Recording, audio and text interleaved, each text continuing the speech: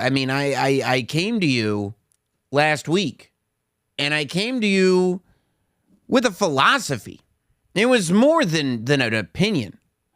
It was a philosophy that I think is the only philosophy that any of us fans can live by right now. With everything that's going on, all that we can do is speculate. Speculate early, speculate often, and speculate wildly. What I didn't know was that we would all, as a unit, because if we are one thing, it's a unit, we would speculate so wildly that people would be losing sleep, that the world at large, not just the wrestling world, not just wrestling Twitter, not just Squared Circle on Reddit, but the world at large would hear it. People were coming to me on Tuesday on Twitter. They weren't, literally coming to me, but digitally they were knocking on my door saying, "It's time, Sam. You got to do an emergency bonus podcast." A lot of people were asking, why don't you jump on and do a podcast about everything that's going on? And if there is any advice that I could give to people, it would be to follow my lead on this. The reason I didn't do a podcast was because I had no clue what was going on. That didn't stop many. It stopped me. It didn't stop many. I forgot that we were speculating.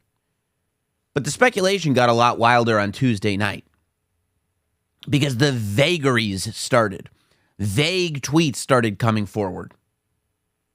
Oh boy, they said, if you're hearing what I'm hearing, there's more news. I went, what? Oh boy, on a night that Stephanie McMahon has resigned, there's more news?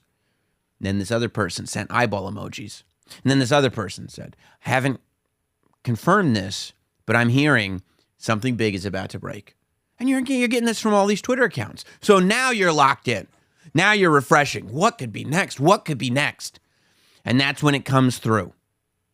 People start saying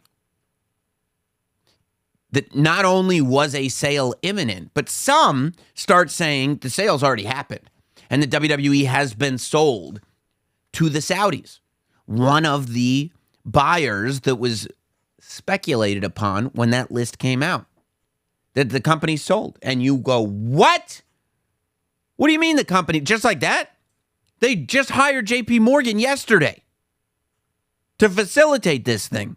They only mentioned it was Thursday night that they even told us that this is what Vince McMahon was coming back for. And now that's it. And then more information started coming up. Yup, they bought it, and they're gonna move the company private, and they're putting Vince McMahon back in, and all this information just started popping up. And no matter how deep you dug, nobody had a source. And I'm like, finally, all right, I just got to go to bed. I'll check Twitter first thing in the morning, though. I'm going to get to the bottom of this. Now, I woke up, immediately checked Twitter, and that's when I realized I got. They had me. I was fooled. I'm not gonna sit here and tell you that I was looking at this going, come on, guys, why is everybody being hysterical? I haven't heard anything. I got. I got scooped up by all of it. It wasn't until the next morning when I refreshed and nothing was there. No confirmation, no real sources. The Wall Street Journal didn't report it. And so far in this whole saga that started around the middle of last year, all of the big hits, all of the bullet points come from the reporting done by the Wall Street Journal. And I'll tell you, those Wall Street Journal reporters, they generally don't tweet out, hey, article hasn't come out yet, but I'm hearing big things. You don't know until the article actually comes out because they confirm it with multiple sources. And then they write the article, and then they publish the article. And they go, okay, now we've given you the news. Not, you know what? one person has told me this is happening. I'm working on getting more confirmed sources, but just wanted you to know, Twitter world. And you're like, I don't think this is how this is supposed to work. But it's really interesting that in the middle of all this conversation, no, it's got to be the Saudis. It's definitely happening. We also find out that Nick Khan took a meeting, was hanging and banging with the president of ESPN and the CEO of Disney, Bob Iger. So you're like, oh, maybe there are conversations going on here. Maybe this isn't quite so cut and dry as I thought it was. And who knows how that rumor got started? Who knows how that information got leaked out there? I have no clue.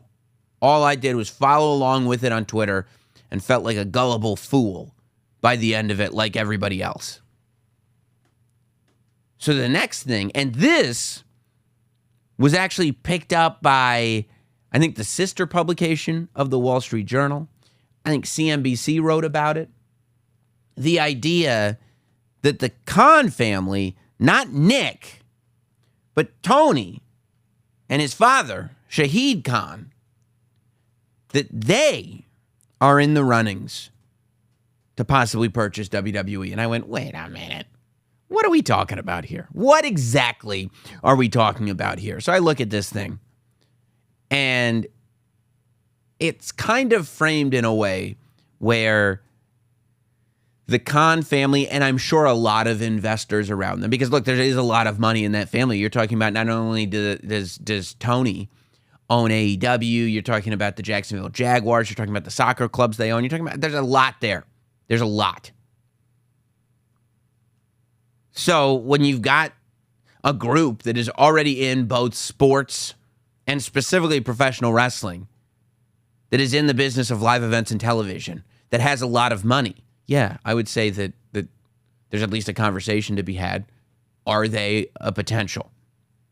And I think that rumors started going nuts and people started speculating wildly when it was put out there that that the Khans could be interested in, I guess, purchasing, acquiring, whatever, merging with WWE, and that there would even be a spot on the table for Vince McMahon, that there would even be a potential role for Vince.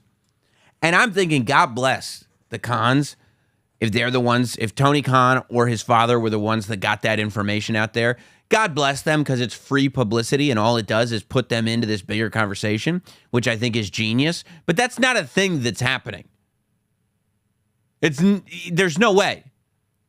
You know, I think that Warner Brothers Discovery would probably have something to say about it. You know, well, what are we airing? What are we broadcasting if you also own WWE? I don't think that Vince McMahon is coming back to work for the competition. If you know anything about Vince McMahon, you know he loves to compete. He loves confrontation. He said it on the Pat McAfee interview. I love confrontation. The greatest, I bet if you asked him, the greatest moment of his life was announcing that he purchased his competition, WCW. He would never allow that to happen to himself. Never. I don't care how much money there is. It's not happening. But the conversation about Disney, and they said Nick Khan was meeting with Disney. I said, Disney, on the other hand, there is potential there, right? Because not only Disney owns a lot. Disney has shown that they know how to use IP, which is what WWE is. It's just a big barrel full of intellectual property. Disney acquired Marvel, and they figured out how to make a lot of money off of all that Marvel IP. Just Infinity movies, Infinity Wars, Infinity TV series, rides in theme parks, merchandise, the whole thing. Disney acquires Star Wars. There's a lot of IP with Star Wars. They figure out how to make all of the money off of it. Series after series after series. More movies. Another trilogy. In between trilogy movies. Offshoots. A whole Star Wars land in Disney World. Exclusive series for their streaming platform. The whole thing. Disney also owns ESPN. And if you look at what's going on with ESPN, they entered in to what I believe, don't quote me on this, is a $1.5 billion deal or somewhere around there with UFC. And it was a 5-year deal that expires, I think, at the end or in 2023, at the end of the year. I think UFC has been very good for ESPN and ESPN Plus. All the UFC pay-per-views have been on ESPN Plus. Not only do you have to subscribe to ESPN Plus, but you have to pay an additional like $60, $70 to get these pay-per-views, but you can only get them on the ESPN app. They've also produced programming for ESPN. What UFC doesn't have, they have the pay-per-view model on lock. What they don't have is storyline-driven weekly programming, as well as 40 years of marketable intellectual property. When I say intellectual property, I'm talking not only about the Monday Night Raw, SmackDown, WWE, WCW, ECW brands. I'm talking about the intellectual property is Hulk Hogan, Ultimate Warrior, Macho Man Randy Savage, Bret the Hitman Hart, Goldberg, Sting. I don't know if they have Sting. No, AEW has Sting. But you know what I'm saying. They have all this stuff. And so you go, okay, not only could it fill in that gap that could be left by UFC, but now we're in the live event business, which Disney already is because they do Disney on Ice. They do Broadway, Disney on Broadway. That's all produced by Disney. But they've also got content that they could use on Disney Plus or ESPN Plus. They could move the entire WWE network over to ESPN Plus and get all those Peacock subscribers to go over once the Peacock deal is finished. They've got documentary after documentary. They can produce new content. They got everything.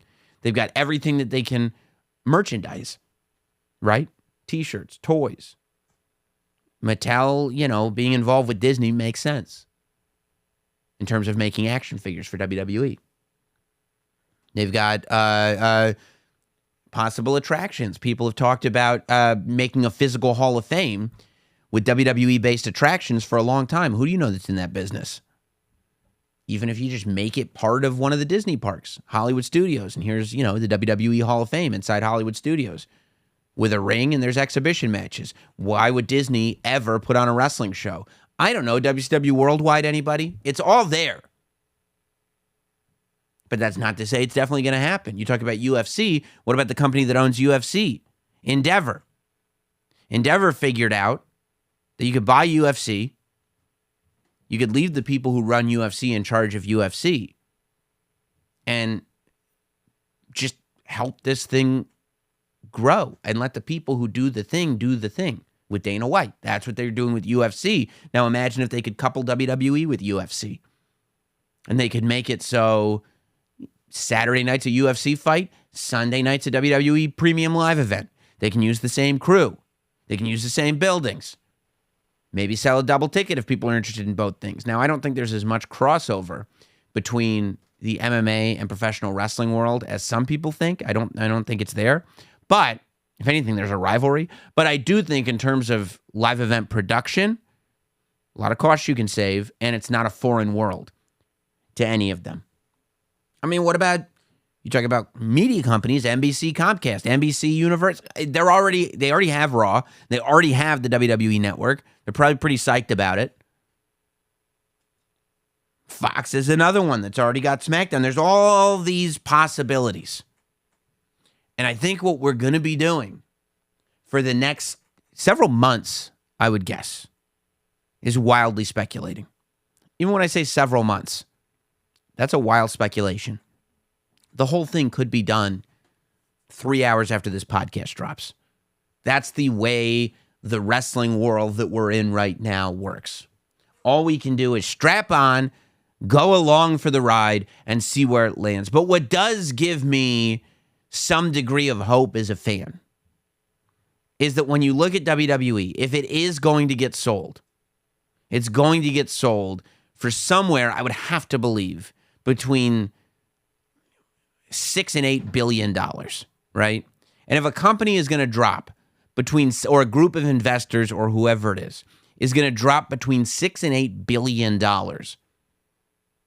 on this company, WWE. They're not doing it to shut it down. It's not a going out of business sale. The only reason to pay that amount of money for WWE is to make your money back and then some. So for us, hopefully it ends up being a good thing. Will it be a good thing? I don't know. It's just speculation at this point.